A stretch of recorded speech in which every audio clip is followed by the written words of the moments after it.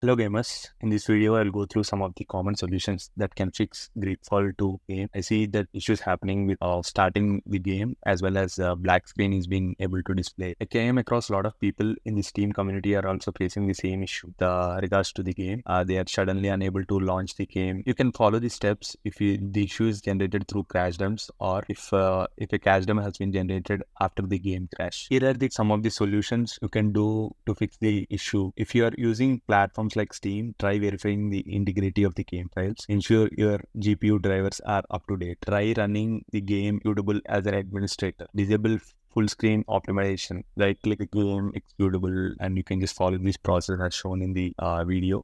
Check the system requirements if it's matching with the game requirements or not. Disable overlays. Turn off any overlay software like Discord, Steam, or anything else. Try to reinstall the game and see if things get sorted out. Let me know. Try to do a detailed video and see what troubleshooting steps I can show you or in what way. Thank you.